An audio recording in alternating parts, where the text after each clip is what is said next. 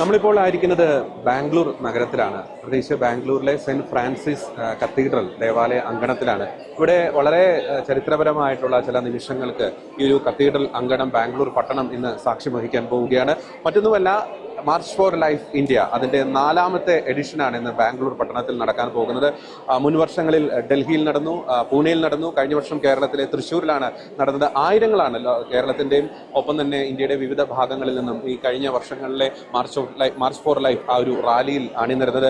ഈ വർഷം ബാംഗ്ലൂർ പട്ടണമാണ്, പ്രത്യേകിച്ച് ബാംഗ്ലൂർ അതിരൂപതയാണ് ഈ ഒരു ഇവന്റിന്, ഈ സെലിബ്രേഷൻ ഓഫ് ലൈഫ് എന്ന് തന്നെ നമുക്ക് പറയാൻ സാധിക്കും. ജീവന്റെ ആഘോഷം, ആ ഒരു ഈവന്റിന് ഇവിടെ ബാംഗ്ലൂർ ആർച്ച് ഡയസിസ് ആണ് വേദിയൊരുക്കുന്നത്. പ്രത്യേകിച്ച് കാരിസ് ഇന്ത്യ ഒപ്പം തന്നെ ഭാരത കത്തോലിക്ക മെത്രാൻ സമിതി ഇവയുടെ ഈ രണ്ട് കൂട്ടായ്മയുടെയും സംയുക്ത ആഭിമുഖ്യത്തിലാണ് ഈ ഒരു March for life India 4th edition ഇവിടെ ബാംഗ്ലൂർ നഗരത്തിൽ സംഘടിപ്പിക്കാൻ പോകുന്നത്. നമ്മളിപ്പോൾ ആയിരിക്കുന്നത് ഈ സെന്റ് ഫ്രാൻസിസ് കത്തീഡ്രൽ ദേവാലയ അങ്കണത്തിൽ ലൈഫ് എക്സിബിഷൻ, ഈ ഒരു മാർച്ച് ഫോർ ലൈഫിന്റെ ഏറ്റവും ഒരു സുപ്രധാനമായിട്ടുള്ള ഒരു വേദി കൂടിയാണ് ലൈഫ് എക്സിബിഷൻ. പ്രത്യേകിച്ച് പ്രേക്ഷകർക്ക് കാണാവുന്നതുപോലെ ജീവന്റെ മഹത്വത്തെ പ്രതിനിധീകരിക്കുന്ന, അതിനെ വിളിച്ചോതുന്ന നിരവധി സ്റ്റാളുകൾ, ഒപ്പം തന്നെ നിരവധി പോസ്റ്ററുകൾ, നിരവധി കലാരൂപങ്ങളൊക്കെ ഇവിടെ നമുക്ക് കാണാൻ സാധിക്കും. നമുക്കറിയാം മാർച്ച് ഫോർ ലൈഫ് ഇന്ത്യ അതിൻ്റെ ഒരു പ്രാധാന്യം എന്ന് പറയുന്നത്, നമുക്ക് ഇന്ത്യയിൽ അബോർഷൻ ലീഗലൈസ് ചെയ്യപ്പെട്ട ഒരു ഡ്രക്കോണിയൻ ഒരു ലോ ആയിരുന്നു 1971 medical termination of pregnancy act.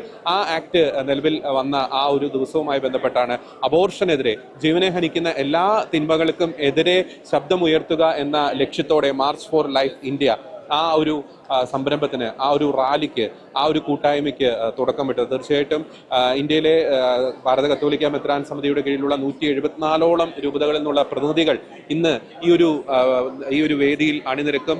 ജീവന്റെ മഹത്വം, ജീവന്റെ മൂല്യം ഉറക്കെ ഉദ്ഘോഷിച്ചുകൊണ്ട്, അബോർഷനെതിരെ ശബ്ദമുയർത്തിക്കൊണ്ട്, ജീവനെ ഹനിക്കുന്ന എല്ലാത്തരം പ്രവണതകൾക്കെതിരെ, പ്രത്യേകിച്ച് ലഹരി പോലുള്ള പ്രവണതകൾക്കെതിരെ, കൊലപാതകത്തിനെതിരെ, അബോർഷനെതിരെ, ജീവനെ ഹനിക്കുന്ന അധാർമികമായിട്ടുള്ള പ്രവണതകൾക്കെതിരെയൊക്കെ ശബ്ദമുയർത്തിക്കൊണ്ട് ആയിരങ്ങളാണ്. ഇതിൽ യൂത്ത് ഉണ്ട്, കുടുംബങ്ങളുണ്ട്, കുട്ടികളുണ്ട്. മനോഹരമായിട്ടുള്ള കാഴ്ചയ്ക്കായിരിക്കും ഇന്ന് ബാംഗ്ലൂർ പട്ടണം വേദിയാകാൻ പോകുന്നത്. ആ കാഴ്ചകളിലേക്ക് നമുക്ക് പോകാം. ഒപ്പം പ്രത്യേകിച്ച് ഈ ലൈഫ് എക്സിബിഷൻ സ്റ്റാളിൽ നടക്കുന്ന അഭൂതപൂർവ്വമായിട്ടുള്ള ഒരു ജനത്തിരക്ക്, പ്രത്യേകിച്ച് നമുക്കിവിടെ കാണാൻ സാധിക്കും യൂത്തിന്റെ വലിയൊരു പ്രാതിനിധ്യം നമുക്ക് കാണാൻ സാധിക്കും.